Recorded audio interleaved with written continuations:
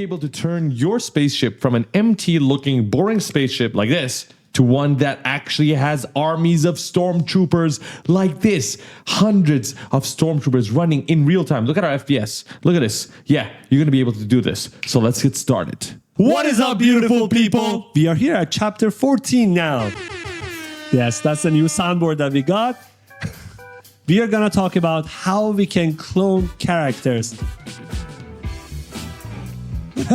Okay, sorry guys. We just started testing the soundboard of our Rodecaster Pro. Yes. Not sponsored, but it's just really cool because we got these default sounds, so had to try them. So, in this chapter, we are going to teach you guys how to clone characters, create our army of Stormtrooper, and also we are going to talk about a feature in Unreal Engine which is called Nanite.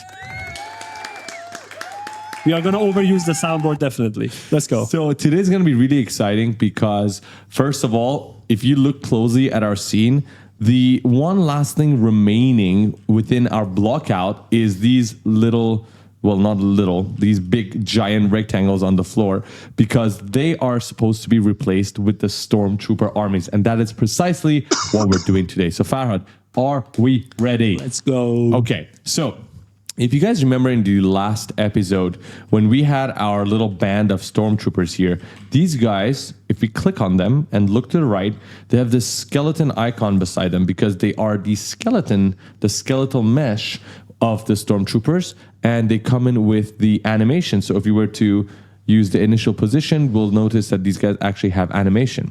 And what we want to go ahead and do, okay, probably the first thing that comes to your mind is if you want to create an army of stormtroopers, we can pull these guys back here, right? And we can go ahead and hold Alt, duplicate, hold Alt, duplicate. Isn't that going to kill our GPU? Absolutely. I mean, think about it. If you were to choose between stormtroopers without an armature and stormtroopers with an armature, the one with the armature is going to be heavier. And since these armies are going to be at the back and not going to be the focus of our camera shots, because we're going to have some actual stormtroopers with animation walking here, these guys are going to be, probably blurred out in the background. So for that very reason, you don't need all of them to have armature. So why do you want to go ahead and create hundreds of stormtroopers with armatures that are going to be super heavy in your scene, where you can go ahead and use them as static meshes? And static mesh, if you still do not know, is basically like something like this rectangle. It's basically a mesh without any armature. It's static. You can animate it, but it doesn't deform, right? It doesn't have an armature attached to it. So the goal right now is to go ahead and create static meshes from our stormtroopers. Yes. Right? So the one thing I'd like to note as well is that the reason why we brought in multiple rifle idle animations in the beginning is because if you were to go ahead and duplicate the same animation 100 times, your army will look super repetitive. And we do not want that. Do we want that? Nope. We don't want that, right? We want to have some randomness within the army to make it look more realistic. Just like how in real life, people are not going to be standing exactly the same way. So the problem right now is if you were to go ahead and even try to duplicate these guys with the method that we'd like to use, which is the pattern method. The one that we use for the lighting, right? Absolutely. So let's say, as Farhad mentioned, we want to go ahead and duplicate these guys using the pattern method. If you go to the modeling tab and go to Xform, the pattern option is Disabled. Why do you think that is? Because you can't pattern them? Yeah, because they're skeletal meshes. Yes. You can only pattern static meshes. Can we turn a skeletal mesh into a static mesh? Yes, you can. And it's actually fairly easy. Show me. So I'm going to show you how to do it. So right now we're going to delete these guys. What our goal is to go ahead to our stormtroopers, and we have all these animation sequences. We have this guy, we have this guy, we have this guy, and this guy. We just open one of them, any of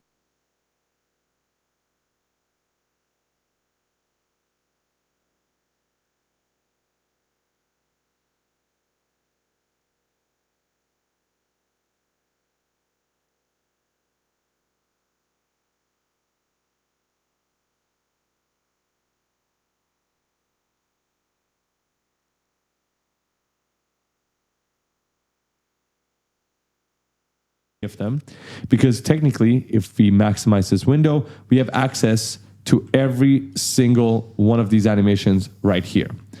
Now, Farhad, the sweet thing is at the top here, I'm just going to stop the playback by just clicking somewhere on the timeline down here. And let's say I am happy. Let me know, Farah, when you're happy with our pose. Happy? Happy? This Happy. one? Okay, cool. Happy. If you're happy with the pose that you have, all you have to do, thank you, all you have to do is look at the top here and it says make static mesh. Very intuitive. Very intuitive. All you have to do is now click this and then choose a location. I'm going to create a new folder, a whole new folder, called it ST The Storm. Troopers. I love this soundboard. Yeah.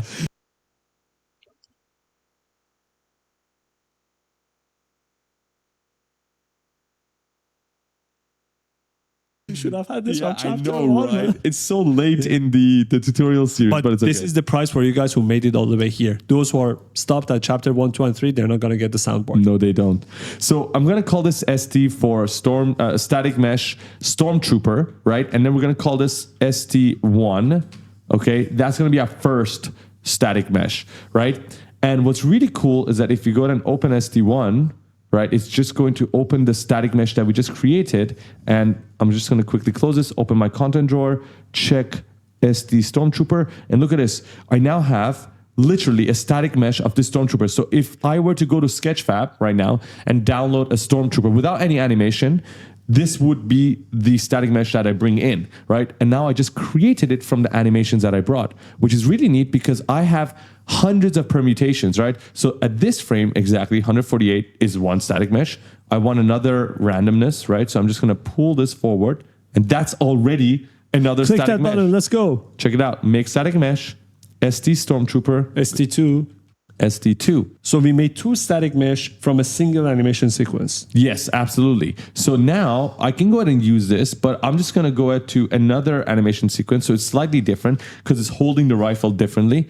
And I'm going to go to maybe, Farah, tell me when you're Yeah, happy. when the rifle is looking down. Yes. So here, okay. Yes. Frame 82, make static mesh, go to ST3. ST Stormtrooper, and then ST3. Let's do another one with the last animation that we have. Okay, we're going to go to rifle 14.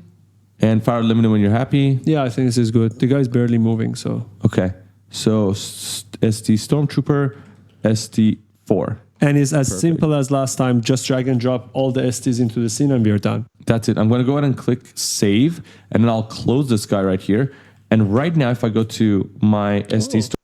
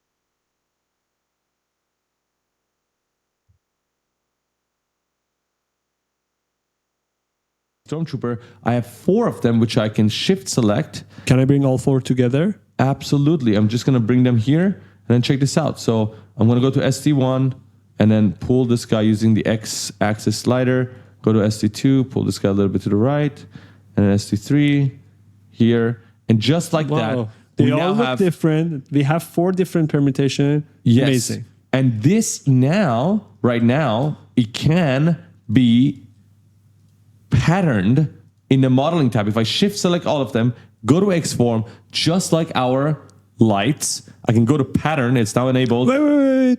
What are you doing? Why they not? don't have rifles in their hand. Okay, you're right. You're a genius. Okay, that was good. Okay, you didn't burn me. Why did you even do the Because you didn't bring the rifle. Okay, you're right. Well, now you see the pattern works. Yes. The pattern works, But right? before doing the pattern, we need to bring the rifle. So for our rifle, let's head over to Sketchfab once again. We have already found the one we want to use, but all you have to do is just search for Star Wars Blaster, and you can see there are loads of options for you to choose from. We are going to be using this Star Wars Blaster 11 right here by Toe Loss. So thank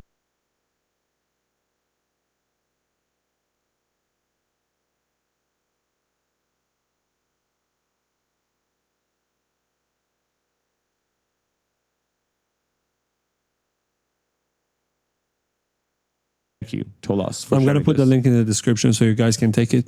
Yes. So once you download the GLB file, right, we just want the GLB, all we're going to do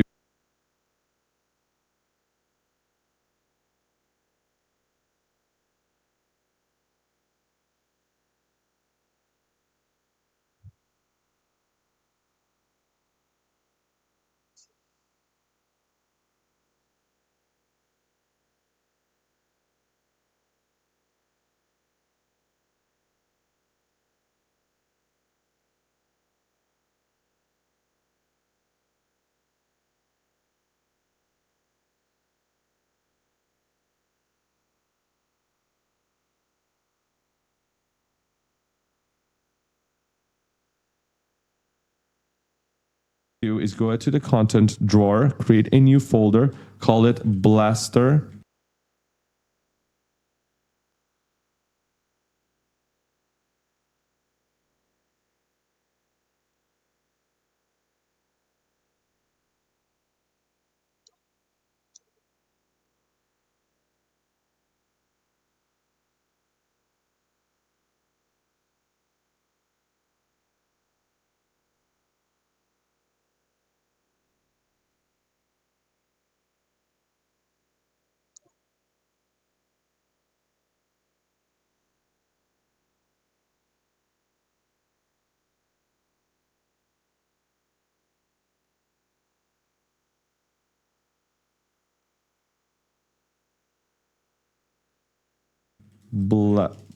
Blaster, can't type properly.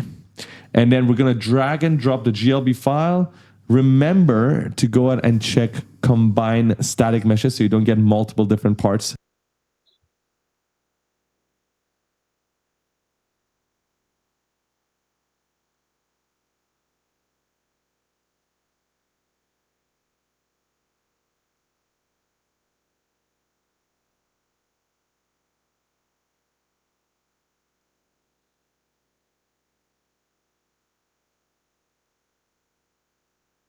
To your gun and then hit import.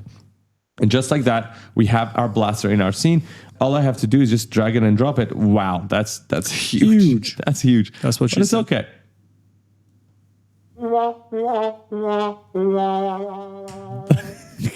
It's good. It's fun. Okay, so we got the blaster. Now, Farhad, I can go ahead and try to bring this in and try to line it up with their hands. But the problem is right now the blaster and the guy, the characters, are disconnected. There's a way you can sort of connect these two together. Now, we're not merging actors at this point. I just want to make sure they're part of the same, item in the outliner. I don't want to have to deal with two right now when I'm making my patterns. And in order to do that, one thing you can do is you go ahead to your character, and this works with any static mesh or any object that is in your viewport, by the way. Because so far, when you go to the details panel, we've taken a look at here, the transform, the mesh itself, the materials. We've never really explored what happens in the middle section here. So if you click any static mesh, for instance, you'll see the name and you'll see that it has a static mesh component. That component holds the mesh, right? That is the entire mesh. The entire mesh. Now, you can go ahead and use the add function to add anything to that specific mesh, and it will follow the mesh itself when you move it. So it becomes part of the mesh. Not really part as in it's going to gel with it, but it's going to be attached to it. Like a group, if you will. So we're going to go ahead and hit add and see all of these options. You can even add audio to your character. You can add particles. You can add lights. Like I'm going to try this point light and see what happens. So I added a light. So let's say if this was a lamp, you just want to follow a light with a lamp. This is how you do it. So you have your static mesh. Now if I move my static mesh, the light follows it. Really neat, right? Really, really neat. So I can go ahead and delete the point light by clicking this. What we want to do is go ahead and add a static mesh. Now, Farah, do you see what it says after static mesh? Blaster. Why do you think that is? Because it's selected in your content drawer. Absolutely. So if I don't select this and I go to add, it just says static mesh. Then I have to manually find it myself. Literally like this, and then go and select it here. But I don't want to do that. Why do I want to do that? I'll just select my blaster, go to add, static mesh, boom, boom. Just like that, it's there. So now it's part of my mesh. And if I go ahead and move, if I hit ST3, move it, I can move everything together. If I go to Star Wars Blaster, which is this guy only, and it's highlighted, I can just move this. So now the goal is to go ahead and manually line this up with our hand, which is going to take a little bit of time, but not too long. So one thing I'd like to note is now you can see that rotating is going to be difficult. I want to rotate it on its own axis, its local axis. I'm going to use this gizmo here to rotate. Beautiful. And Farhad, can you make it smaller? Yes, I'm going to make it smaller for sure. While I'm doing this and while I'm lining it up, who do you think is the sponsor of this episode? Polycam. Thank you, Polycam, for sponsoring this video so we can give you this tutorial series for free on our YouTube channel. Polycam is a 3D scanning app. You know what's the crazy thing? So we could have 3D scan a blaster and bring it here. Absolutely. If you have a Star Wars toy in your house, you can absolutely go ahead, take out your phone, download Polycam. Use the link in the description. In like a few minutes. Yeah, we got a link in the description with a sweet promo for you guys as well, actually. And you can go ahead and download.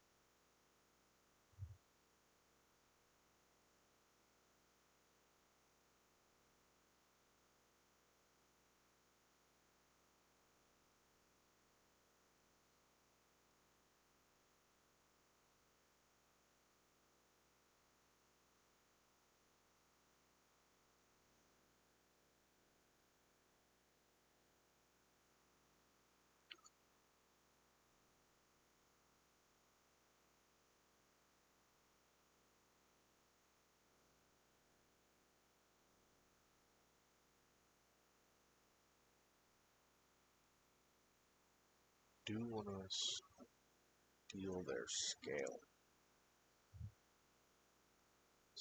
Polycam, you can then go ahead and use your phone's camera to snap just a few photos of your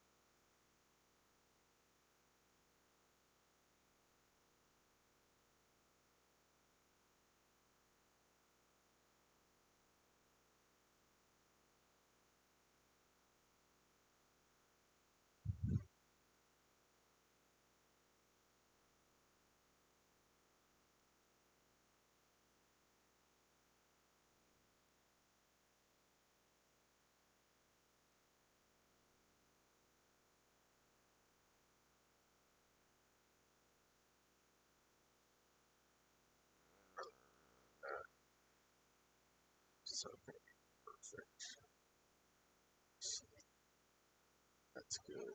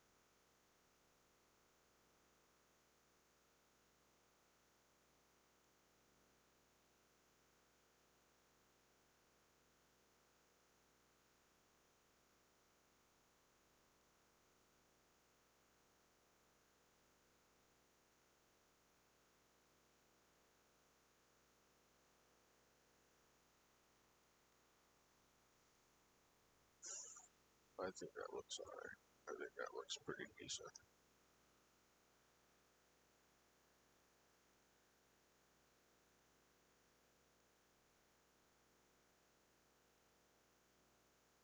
Your model, whatever it is, if it's a figurine, if it's a blaster, if it's a lightsaber, and then within a matter of minutes, you'll have that 3D object that you can then bring into your scenes, and it will look even more photoreal than anything we've got here, because all of these were created in 3D. They're lacking some real life texture, but your one probably has real life texture. So if you do decide to do it, we would love to see the results. So share it with us. Okay, so I've finished one, Farhad, as you can see. This is a rough one. It's not placed perfectly in his hand, but it's pretty good, you know, from someone who's looking from this angle. And I'm using C, if you can notice, right click and C to zoom in. You see, it looks perfect. Yeah, it looks really good. Great. So how do we take it to the other ones? So here's how you can take it. You can either manually do exactly what I just did multiple times, or you can go ahead to this guy and says, okay, I want to select my blaster, go to add, static mesh, Star Wars blaster. Okay, cool. But what I can do is, here's a neat trick. If I go to this guy, make sure you select the blaster. If you go to the location, rotation, and scale, this is now in reference in local axis to the Stormtrooper. Absolutely. It's not to the world origin. So if I were to go ahead and right click, copy this location, right? This is, and then go back here, go to my Star Wars blaster, and right click, so click here, right click and paste.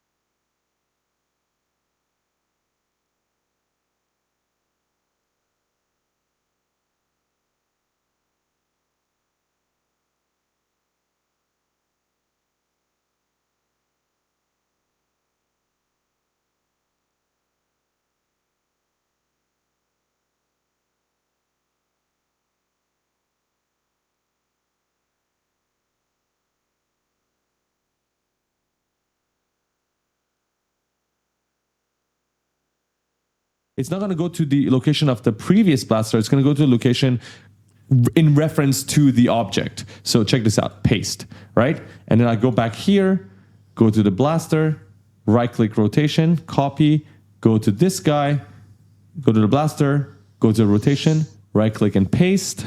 It's almost there. Go to this guy, go to the blaster, right click on the scale, go back to this guy, go to the blaster, right click on the scale, paste. Now, all I have to do is just make a few more manual rotations and it will be perfect. So you can go ahead and quickly do that for the other two characters. We're going to speed forward this section.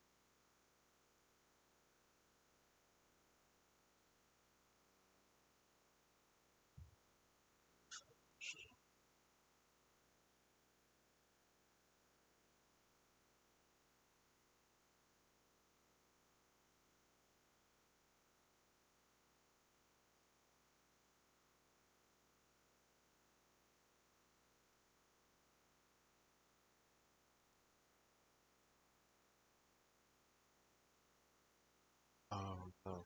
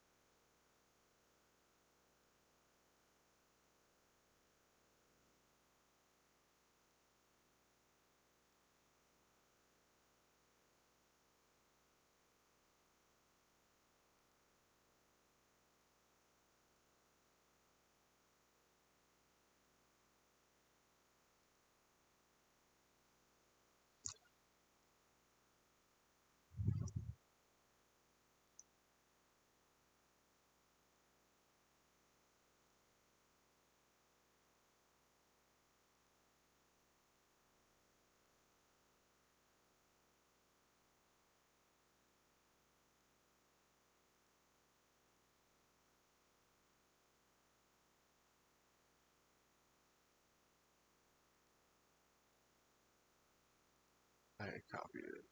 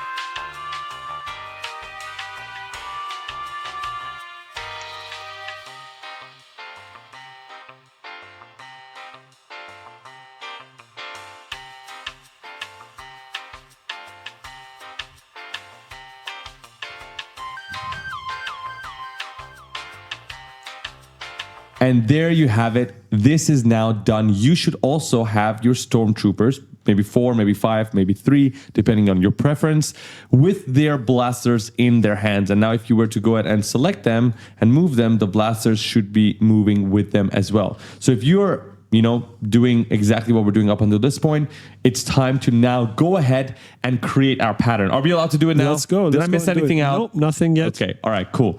So I'm going to go ahead and quickly, just before I lose sight of all of these things, I'm going to go ahead and create a new folder, call this SD Storm Troopers. If you guys remember from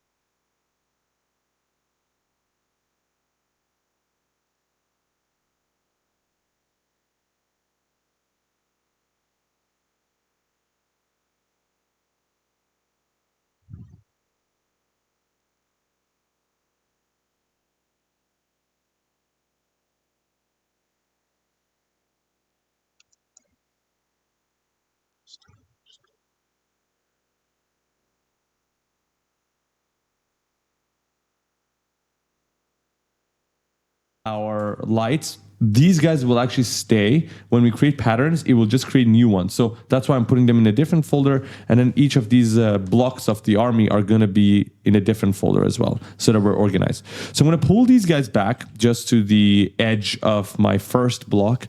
I'm going to go to my pattern, and Farhad, for the pattern, we had multiple different ways we could create our pattern, right? Let's do grid. So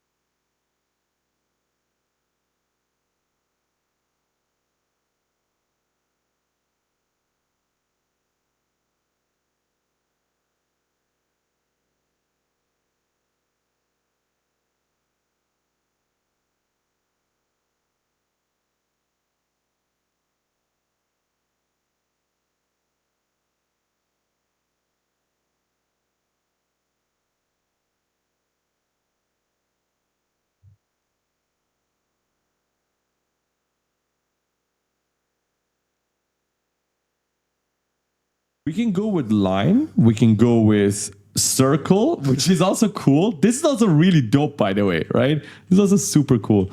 Or we're going to go with grids, right? Because this makes the most amount of sense for us. That's too many. It's too many right here. I'm just going to quickly enable our FPS just so we know if we're dropping. So right now we're at 60 and it's going to 20, but you know, it's pretty much at 60 most of the time.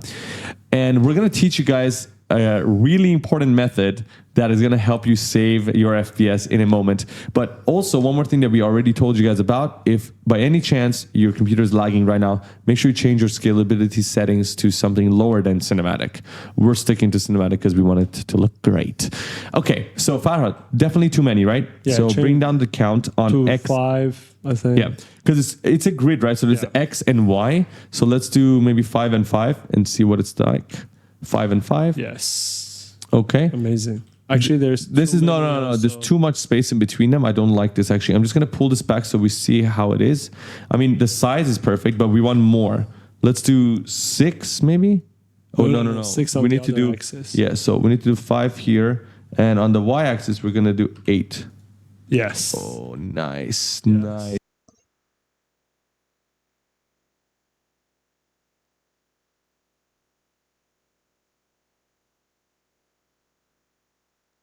But what do you think about the spacing? I think there's too much spacing. What about 9? This is better. What do you think about that? Okay. Yeah. Yeah. 9. And what do you think about the first one actually having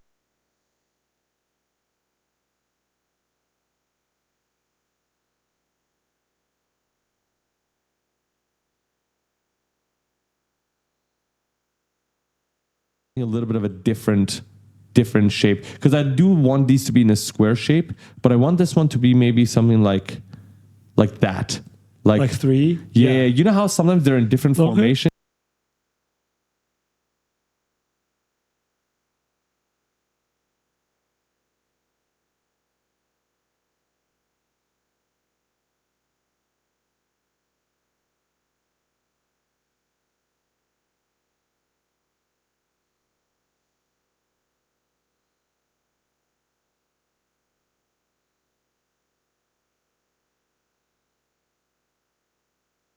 Okay. So I kind of Okay. like the first row, first block to be 3. I think this is pretty good. Okay. What do you think about this now? How we can make them slightly different from each other? Is there any way to do that so they are not look exactly the same? Okay, so that's Even the 4 that we made. that's a very good question. So the reason we made the 4 in the first place is so that these guys all have different poses. But if you think about it, all of these are now a clone of the first 4, and then these guys are also a clone of the first 4. And so technically you would have some level of repetitiveness. And there's this really cool option, Farhad, here called jitter, which basically does what it says. It jitters, so it gives some different offsets to whichever value you're going for. So either your rotation, your translation, which is the location, or your scale. So technically, we can try to make these guys either slightly smaller or slightly bigger. Slightly taller or slightly wider. Absolutely. So they can be like fatter, like fat stormtroopers. So let's enable jitter for scale, right? And then we're given 3 values, but technically we can only change, they're locked together. So if we were to bump this up to 1, let's see what happens. Just so you get an idea of what jitter does, right? This is the weirdest. Short, tall, fat. Yeah. But you see? We see what it does, right? We should go with 0, 0, 0, maybe 9. 9 is a number. So we tested this. If you look closely, let's see what happens. Do you see the height differences now? Yes, and they are left and right a little bit, which is great actually for cinematic. You can actually do that with the translation as well. So No, but that would be standing in different positions. No. It's not really standing. So if I were to change this to 5 and then copy this, it's like it's still fine, but it's maybe just small differences, right? So now the army is slightly less repetitive, but it's still uniform because you want your army to be uniform, or else it's not a good looking army, but it's still not exactly the same, which is perfect. So can you remove the panel so we can see all of them on the floor? yes, hide this. So hide.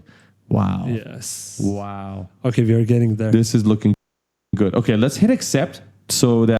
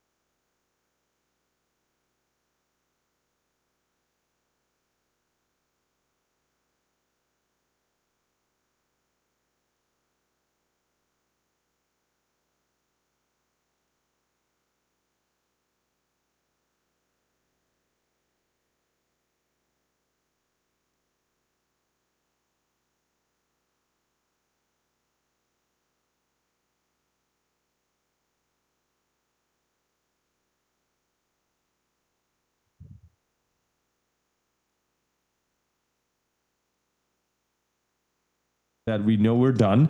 Okay, hit accept, boom. Just like that, we now have created all these patterns. So they're not exactly all the same. So if you look at the patterns now, it's separated, right? It's separated. Now, what we're going to do is go ahead and put these patterns into a new folder called, I like to call it front army, right? So front.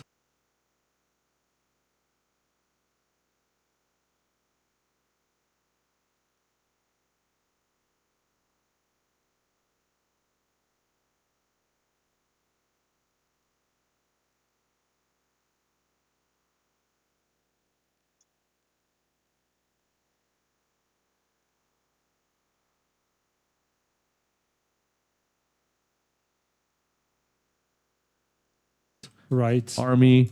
No, I'll put all of the the other front one. armies together and then the middle army and then the back army. That's just stupid naming, but we're going to remember it. So we want to go ahead and now duplicate all of this and just mirror it for the left side. But before we go ahead and do What that, if my PC is crashing by creating this many soldiers, stormtroopers? that's actually very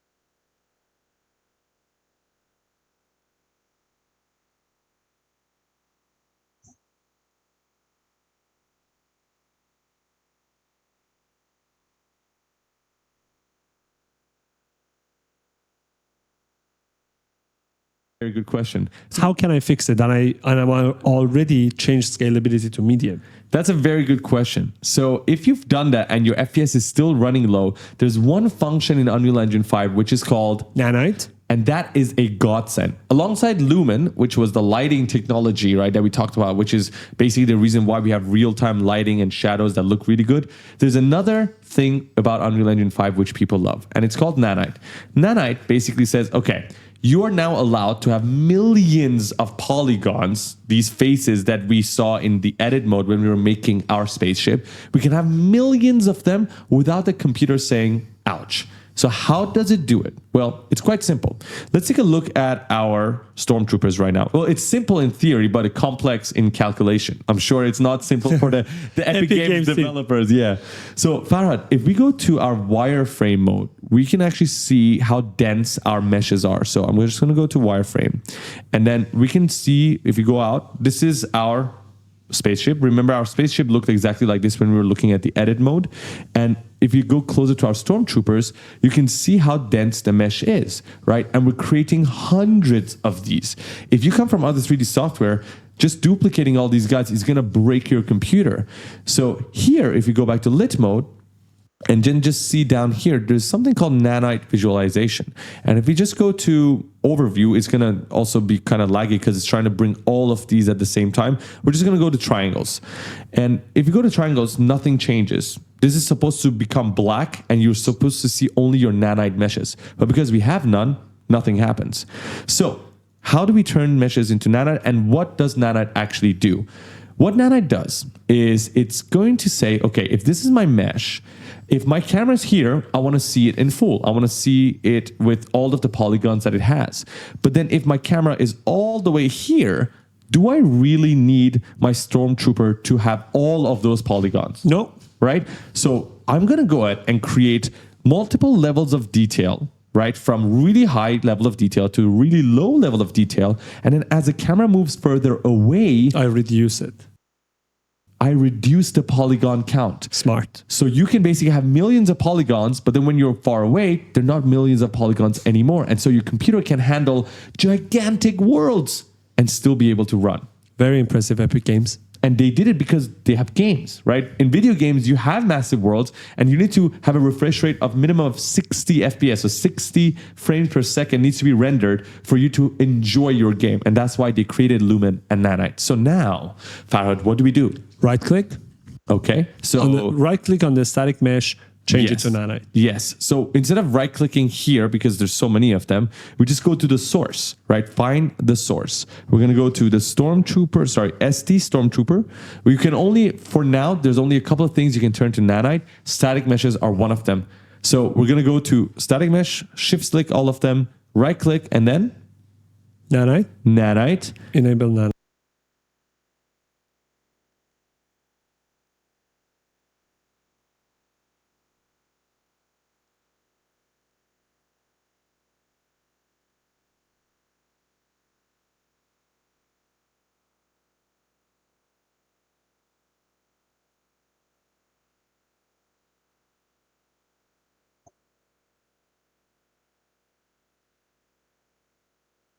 So you can either check this or check this. Okay, so we're going to enable nanite. So once we do that, it's going to recalculate things, and then your mesh is going to start looking ugly, and you'll understand why. So we're going to explain to you how you can fix it as well. So right now, before we go ahead and fix that, let's go to our lit, go to our nanite visualization, and go to triangles, and let's take a look at what has happened.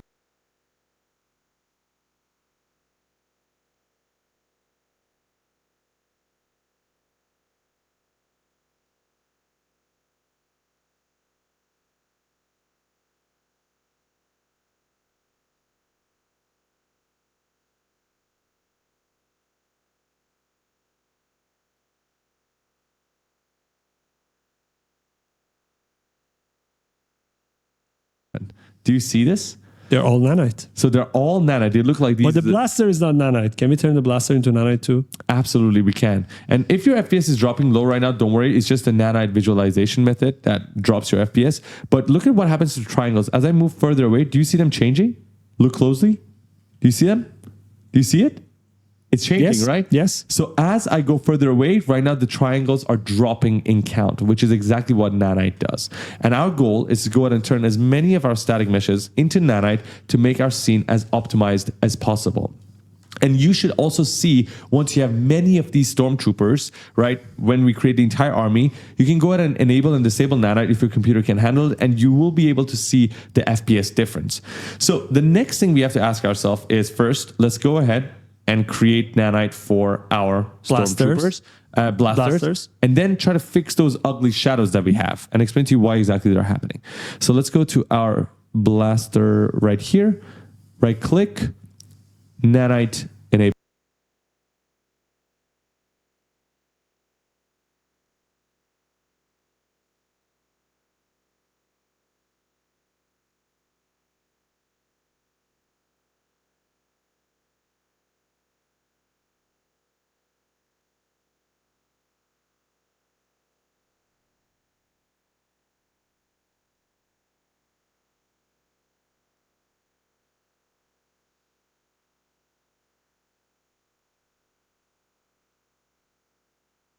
Nanite, and it's going to load the asset once more, and we have it solved.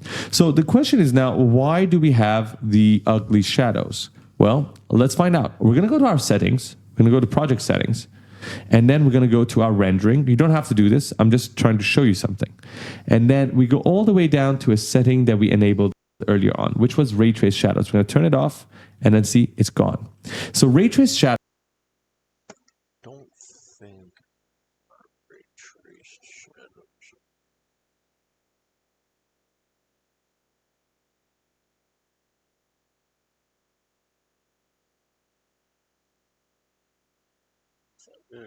My FPS is gonna drop. Oh, but I got that off.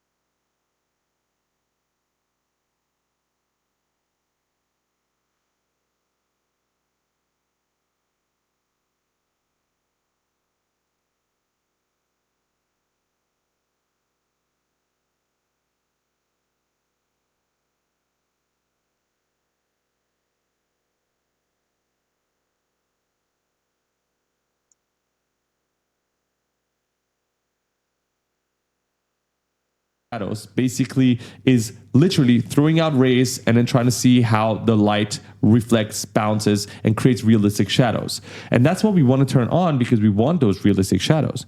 But the problem is It's destroying our texture. destroying our texture. It's creating ugly shadows. Why? Well, let's go to one of our static meshes right here. For example, let's open this guy. The problem is, if we go to the top left view here and look at an option called nanite fallback, look at what happens to our mesh. Do you see? Ew. Do you see how low poly our Yeah. mesh has become? Do you see the helmet? I'm going to turn that off. Pay close attention to it.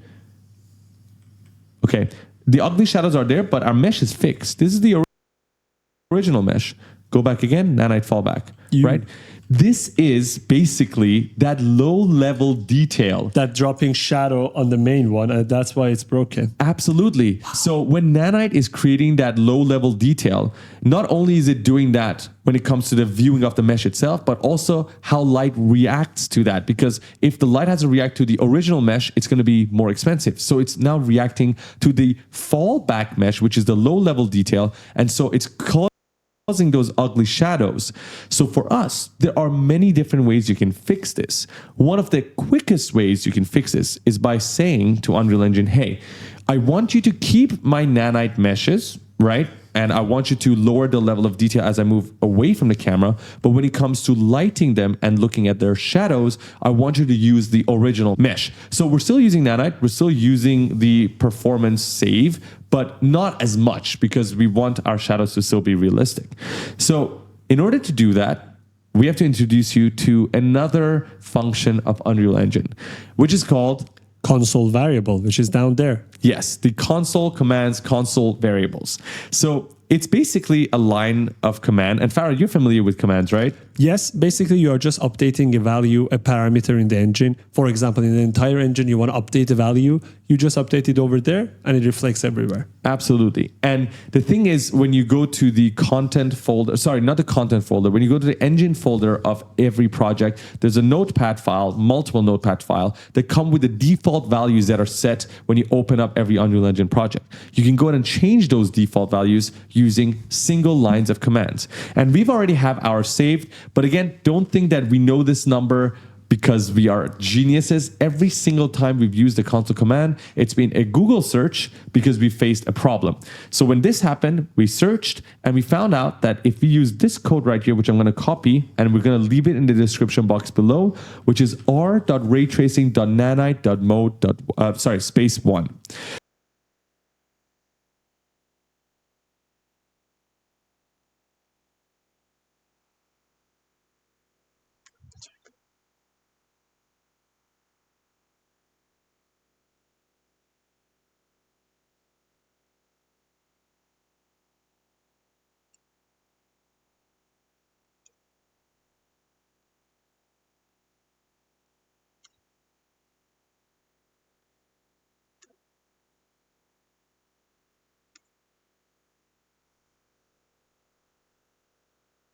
So I'm going to paste it right here.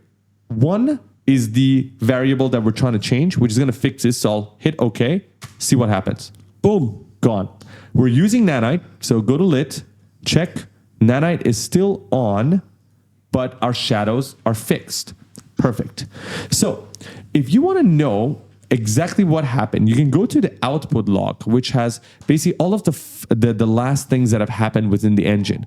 And you can see at the very bottom, we've turned on the nanite mode, the ray tracing nanite mode. But I actually don't know what that does. Farad, how can I figure out what each command does? Instead of 1, put a question mark. So when you've got a command, before changing it, you can go ahead and press question mark, hit enter, and then go to your output log. And then it's going to tell you what that command has done. Farah, can you read that? Fallback mesh default. Yes. So it says, if you go to 0, it's going to use the fallback mesh. And by default, it says default, it was on 0. So it was using the fallback mesh for ray tracing. But if we go ahead and change this to 1, it's going to use the streamed out mesh, which is the mesh we have visible in our scene. So by changing it to 1, the ray tracing is now using this mesh, which then fixes our shadows. Now, that is just a tiny lesson about console commands, I'll just let you know, usually they start with the letter R. So if you go to R and then dot, and then you can put down whatever you're looking for, and then it will follow. So if the command is there, you're going to see it. If it's not there, it's probably just not going to show up. So you know you're putting down the wrong command. Now we'll cover commands later on during the rendering settings, right? Yep. Okay, cool. So we can move on. Wait, listen. Did you know that you can create highly photorealistic scenes with photogrammetry by taking in what exists in the real world into 3D? We've been using Polycam to do exactly that, using our phone and drone. Yes, that's right. And guess what? They sponsored this video to give you guys 30% off their pro plan. So you guys can go ahead and try it for yourself. Use the code BADDECISIONS in the link in the description. Back to the course. So Farhad, now that we fixed the shadows, what is next? Let's populate our spaceship with an army of stormtroopers. Let's go. I love that. So I can see now these characters are inside each other because I have the original ST selected. So I'm going to go ahead to ST Stormtroopers, turn this off, and then I'm going to select everything I have in the front army. And then all I have to do is Duplicate. go to my global gizmo, Alt, drag, and then right click.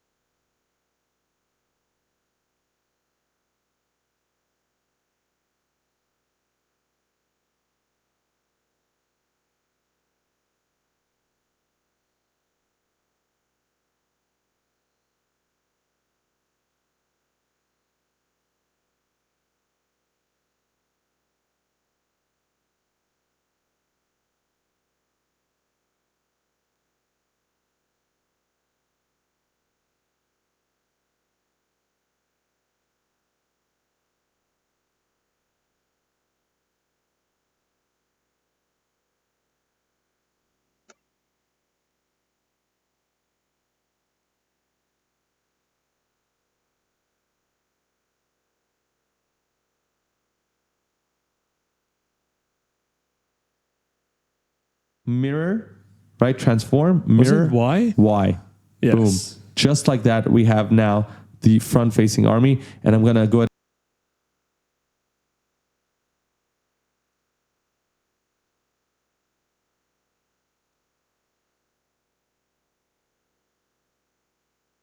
and delete this block out now. And we've gotten ourselves the two sides of the army. Let's go to the middle part. I love that.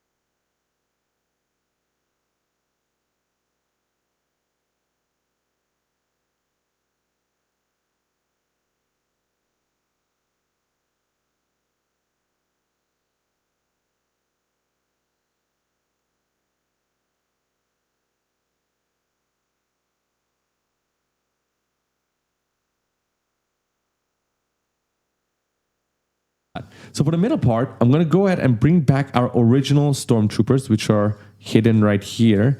And I'm going to pull them out to the side because we want to create a different pattern, right? And in order to create a different pattern, I also want to switch up their original position so that they're not standing in the same order. So I'll pull this guy out to the right and then pull this guy here. And that's already a different position, right? Just a little bit of a difference.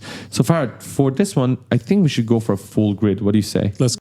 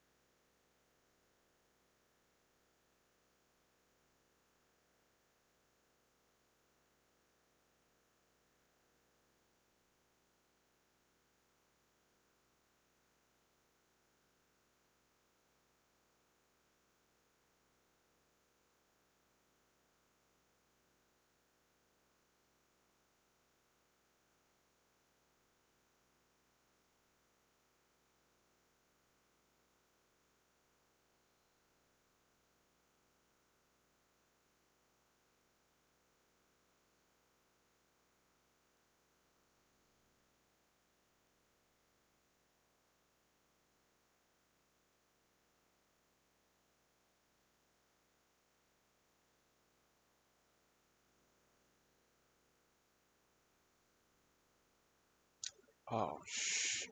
Alright. This shit fuck me up. This shit doing this shit. Fuck. Shit. No clue why it's fucking doing that.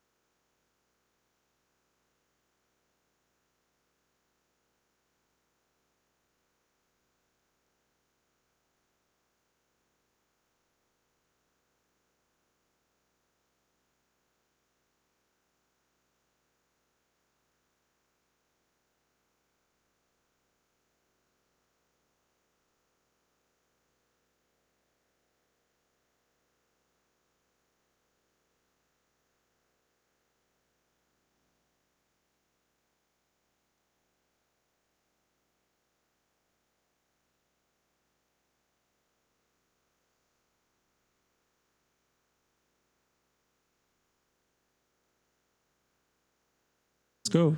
Okay, so shift select all of them, go ahead to modeling. You should already know how this works. At this point, it's not about technicalities anymore. It's about your design choice. So we're going to go and pull this guy back so that we're in this right position. And then I want to go ahead and make this 5. Nice. I think this is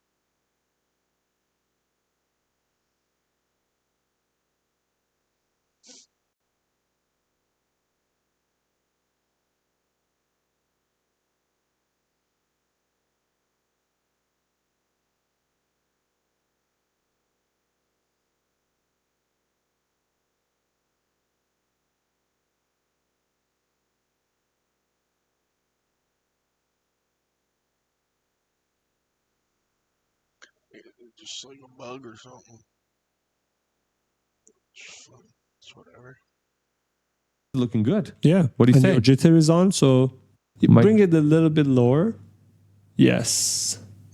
Nice. What do you say? Yes, I perfect. think this is perfect. Okay. Do you want to make him larger? No, why? Why you want to make him large? What do you mean large? Like longer a little bit? Like maybe 12? No. no, the 10. other one. Maybe like 8 and then pull them? No, they are. Oh, okay. No. Maybe 6, 7, 6. Too many. Too many. 5. I think this is good. What do you say?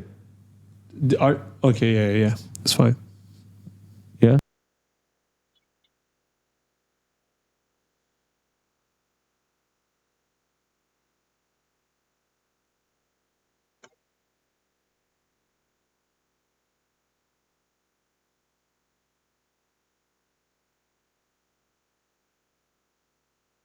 Stopped. Or it's got anything to do with the rendering. Like, it's just when I'm up here. It's just when I'm in here.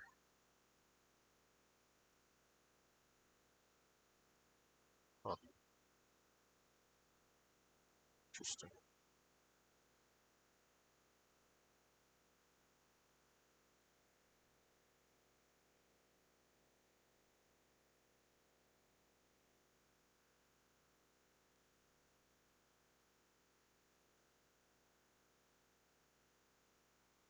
I think it's actually accept.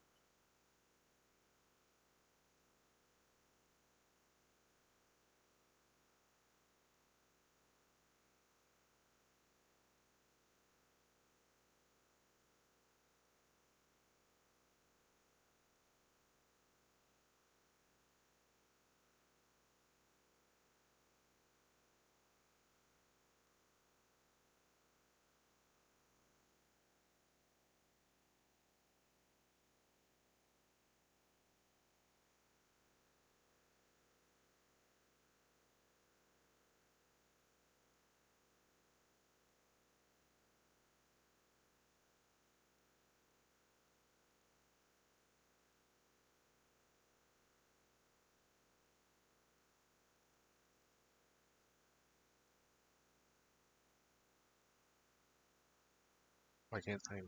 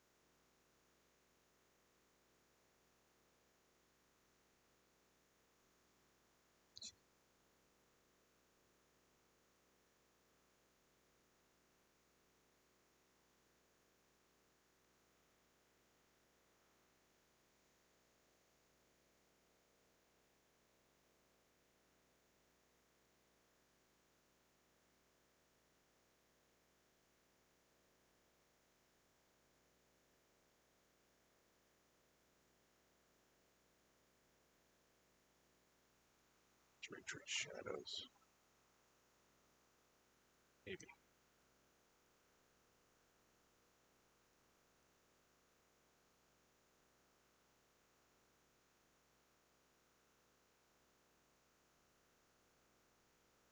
Ray trace shadows isn't like a fucking necessity. That's why I had it off before. Plus, I get better frames when it's off, and it looks like it was causing more issues than it was good, so that's fine. Just gonna keep it off.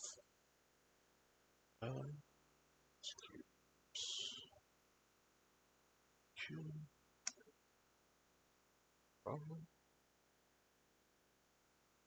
I want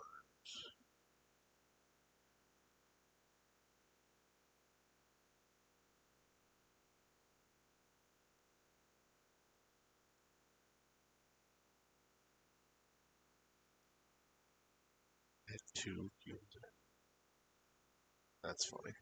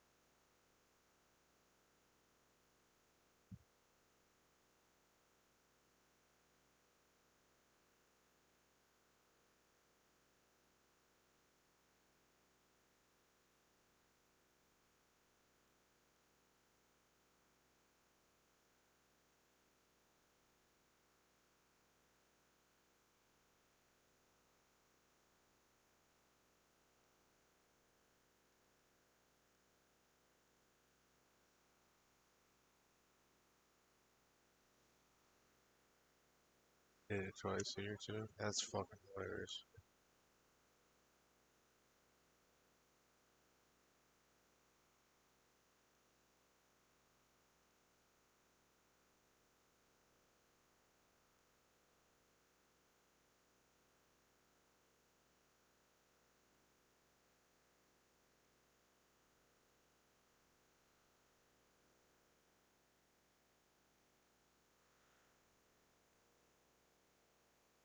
Screenshot.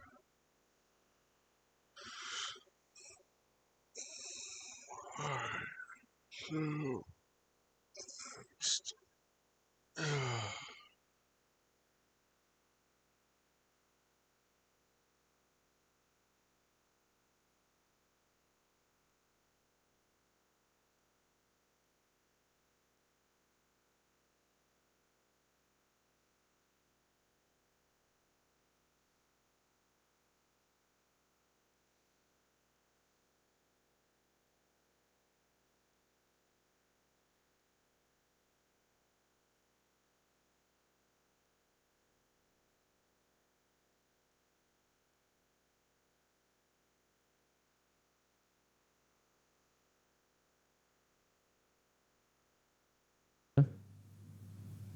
Okay, perfect. Yeah, looks good. Good. Hit accept. I can then go ahead and hide this, delete it. And then this pattern, all of these patterns, right? Everything, select it. Now, I'm going to go ahead and create a new folder. I'm going to call this middle army. Okay. And then select everything, Duplicate, duplicate, mirror Y, and we are done. mirror Y, and we are done. Cool. Now that we're done with this, we still have one last block to create, but I just want to leave this up to your own preference. So we're going to go fast forward this section and meet you when we're done with our army.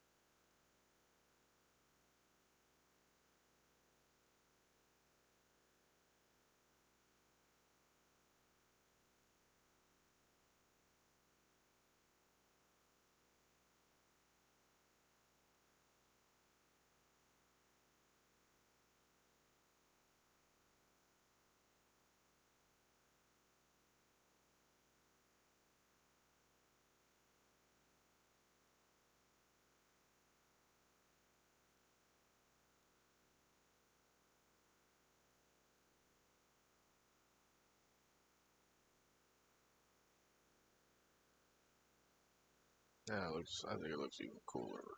Fucking 4 on each side. Alright, so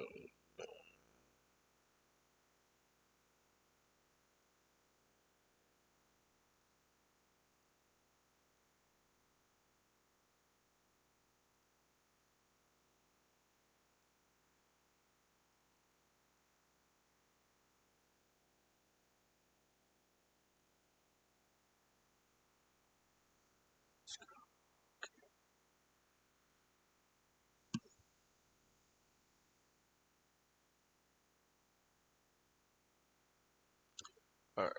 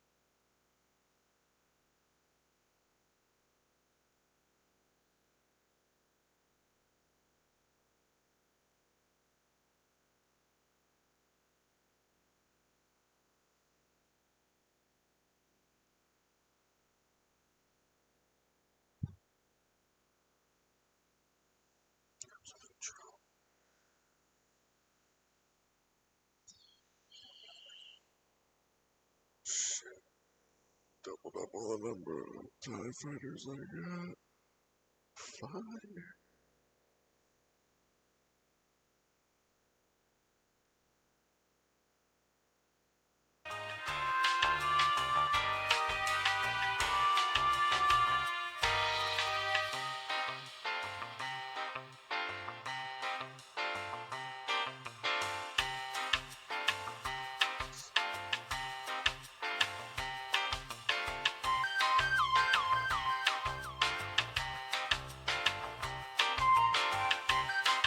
And just like that, we are done with our army formation. Guys, Look at that. Seriously, look at how beautiful your spaceship looks. Please Go ahead and use the hashtag we told you guys to share your results with us at the end of every episode. We cannot wait to see what you guys have created. Honestly, this is looking really sick, and I cannot wait to set up some cameras in there, Farhad. I cannot wait. So guys, we are done with this chapter. Next chapter, we are going to talk about a topic which can help make your scene even more realistic. We are going to talk about decals. So see you guys in the next chapter. Ciao. Ciao.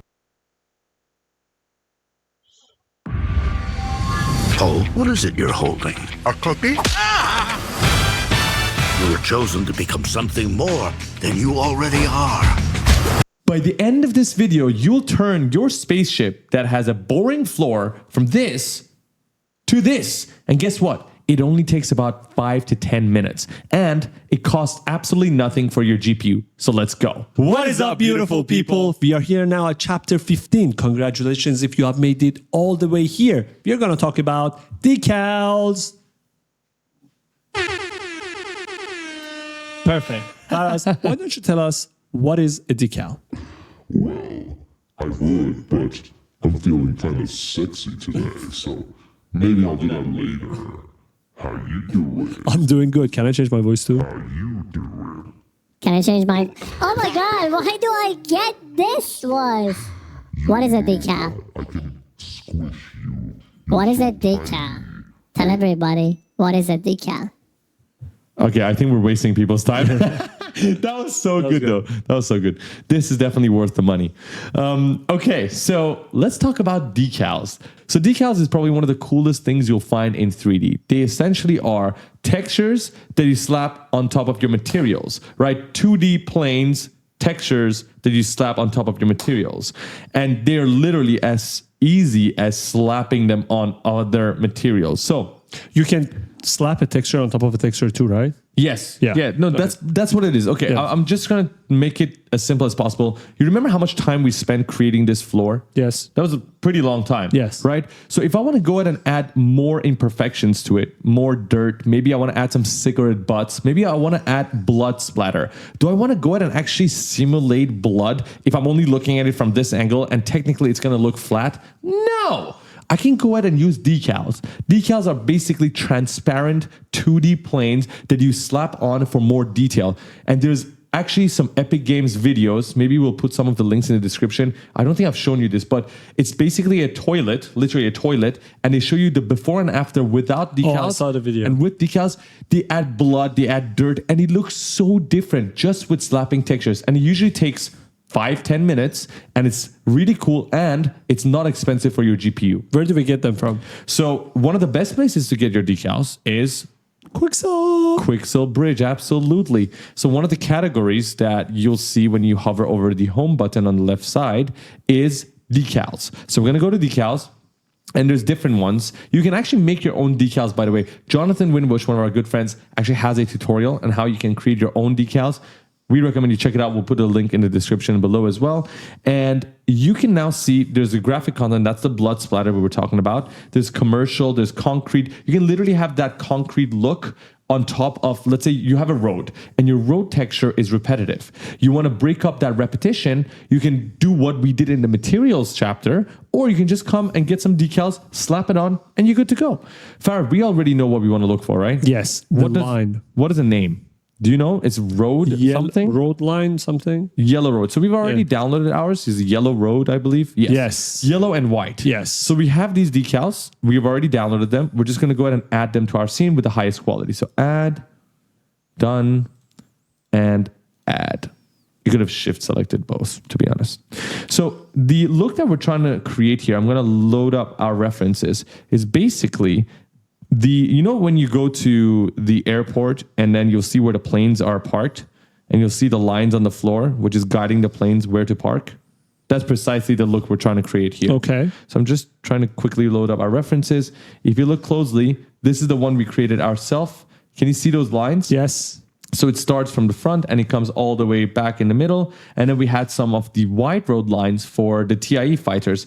We got this reference from here, right? So was it this one? Yeah, you can see it on the floor. This is from an actual Google image, and you have similar ones here. So again, references are extremely important. By the time of uploading this, we actually have an episode with Imani Larusa. Yes, episode 41 of our podcast. While I start, can you tell them about what she said about pre-production? We talked about pre-production. We talked about how to steal like an artist. We talked about creativity, creative's block. It was an amazing episode. And what she was saying that most of the projects that are unfinished or most of the project that fails, it's because of the lack of pre-production. Lack of pre-production means scripting, outlining your layout, mood boarding, referencing. That's right. Go and watch that episode. I'm going to put a link in the description. So now, if you go to our Megascans folder, since we downloaded more items, we now have an extra folder because it's now in a different category called decals. We're going to open it up. We have white and yellow. And all you have to do is actually drag and drop the material instance and it will work as the plane.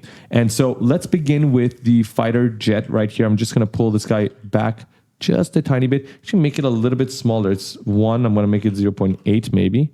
Just a tad bit smaller, less majestic, but that's okay. We need some space. And then drag and drop this guy on the floor right here. So as you can see, if I pull this up, and it's actually affecting our spaceship as well, which we have to fix later on. But if you pull this bounding box is talking about basically the area that this decal covers. And then there's a giant blue arrow pointing downwards. This is basically the direction at which you want to go ahead and place the decal. So if you were to place it on a wall over there, you want to go ahead and rotate it like so that the blue arrow is pointing towards the wall. So I wanted to point towards the floor because I'm going to place it on the floor. I'm going to bring it down until it's visible. And now it's large. So far, we scale it down on this axis specifically. There are some controls here that you can use to control this, but I'm just going to go ahead and do it this way. It's easier. So once you have your look done, I want to go ahead and turn on my snapping. I want this to be precise. You can then go ahead and just art direct precisely what you want to create. Honestly, there's no right or wrong here. It's just a matter of what you think will look good for your scene. Now, I want this to be perfect, so I'm going to go to my top angle view. You in position yet? Working on it. What's taking? And then look exactly at where my spaceship is. First of all, just make sure this is in the right place. This is in the middle. It's correct according to this wireframe line of my spaceship. And then this decal icon is also sort of in the middle, which means I am doing this right. So I want to go ahead and make this larger and then bring this guy back a little bit. I don't want it to be touching the stormtroopers. I want to bring this guy back a little bit and then go here, perfect. Fire, do you see this? Yes. And I want this to be a little bit larger because I want it to be basically going across my spaceship. And that's perfect. So now I'm going to go back to perspective mode. This should look perfectly fine. Pull this back just a little bit. And then I'm going to go ahead and duplicate this guy, bring it to the side, and I'm going to rotate 90 degrees. And this is way too long, so I'm going to pull it back now. And I'm just going to create a custom shape, something that I like. So I'm just going to break it up a little bit. I don't want it to look uniform. So far, do you see how easy it is to use decals? 100%. And it really depends on your preferences and taste on how you want to design and decorate your spaceship. You can go ahead and follow exactly what Faraz is doing here, but you can get creative and try different colors, try different patterns. Go look at the references. There are tons of references out there on how to design a spaceship. Absolutely. And these decals also have a different sign here, so you can easily tell them apart. I'm just going to go shift select all of this, create a new folder, move to create new folder, call it yellow decals, yellow decal, just to make sure I know where they are. And then I'm going to go ahead and select all this on this side, all these decals here, and I'm going to duplicate them, bring them to the right side, just like that. And it's done. So this is what I'm going to use here. Faraz, I have a question. Yes. Can you bring the decal closer to the door? I just want to... Yes, absolutely. In the event that I want to have my decal under the door, I don't want it to go over the door. How can I fix that problem? So every single object that you bring to your scene actually has the capability to not receive decals. On default, they do. So if you want to make sure that you turn that off, you go to your specific item. Here is the spaceship for us. And then you're going to, in the details panel, search for receive decal. So the option is right there. It's checked. If you turn this off, boom. it goes away. So it's right underneath it now. Yes. So what you want to actually go ahead and do, you want to go ahead and turn this off for usually your characters. So in case, which is going to happen, by the way, we have the stormtroopers walking in the middle. We don't want them to turn yellow because look at what happens when you bring them on top of the stormtroopers. Like they actually turn yellow. So you don't want that, right? So you have to turn it off for the stormtroopers as well. Hold up! Did you know that you can use photogrammetry to create highly photorealistic scenes by taking what exists in the real world into 3D? We've been using Polycam to do exactly that using our phone and drone. That's right, and shout out to them for sponsoring this video, giving you guys 30% off their promo plan. The promo code is bad No, decisions. 30% off their plan, not the promo plan. No, they don't have a promo plan. 30% off their plan. Pro plan. Pro plan. Use the code bad decisions in the link in the description. Let's continue. Now, the next thing I'm going to do, I'm just going to go ahead and quickly bring in my white decal. It's the same thing, just a different color. And I'm going to create a little box based on our previous design. I just think it's cool to have this. And I'm going to rotate it. Very cool. Like that. Bring it here. Duplicate that. And then bring it here. This is probably the most fun thing you'll do in 3D because The easiest thing that you're not, there's nothing technical about this. It's literally just painting like But it art makes a directing. huge difference. We can show you guys the before and after the spaceship with or without decal, and you will see the difference. Oh, absolutely. It makes a huge difference. I'm going to put these guys into the white decal folder because I'm going to be duplicating this as well. So now once I have these white decals, I'm going to go ahead and duplicate this another time for the end right here. I already know the kind of vibe I'm going for. And maybe then, one for the middle. and then one for the middle. Sure. One for the middle. And then we'll have two more parking spots here that I'm going to create. And also I'm going to do the same thing for the TIE fighters. But in order to not bore you guys, we're going to fast forward this section and be right back once we have our decals placed down. So go ahead and do it for yourself as well.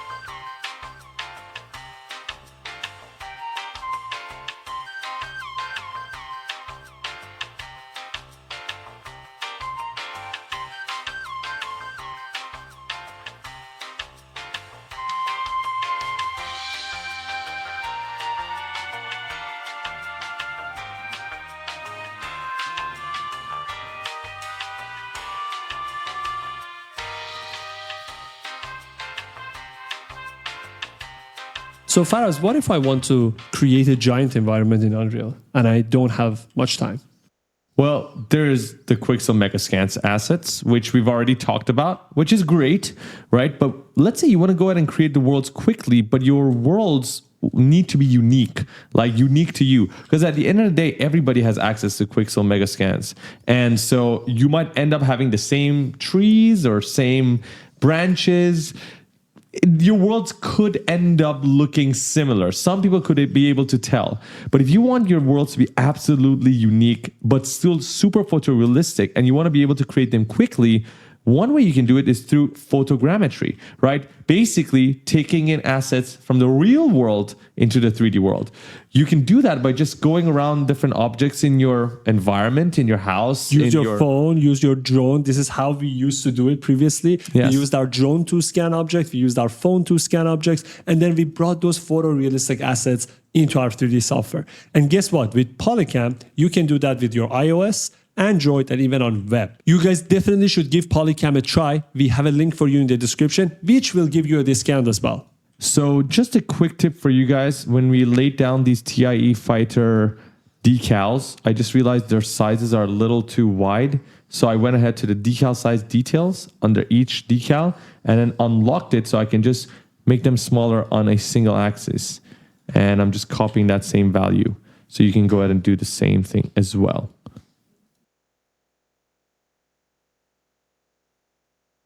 Guys, we are done. Just look at the spaceship and how much difference it made by just adding all these little decals all around our scene. Faraz, Yeah. are we done with this? I'm really happy with this. I mean, look at it. It only took us about 15 minutes.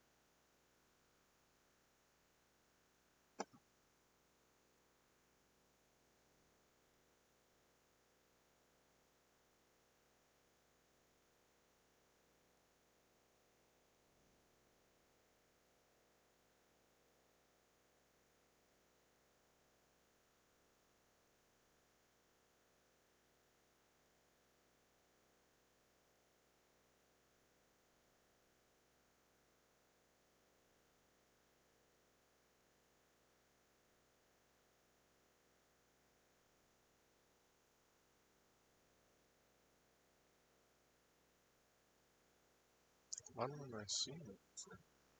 Sorry.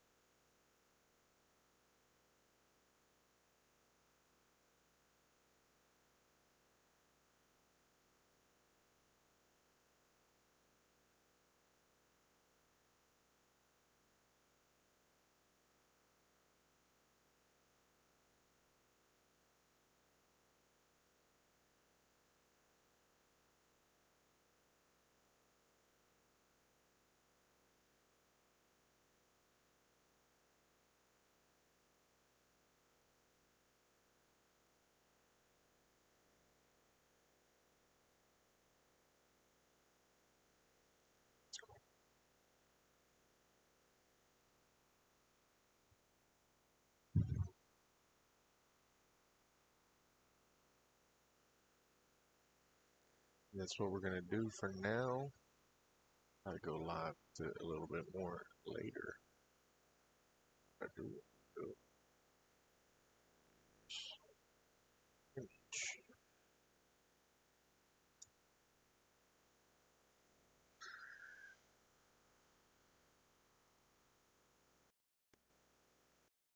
But our scene looks so freaking good with it. It just looks so much more detailed, and the actual complexity was pretty close to zero.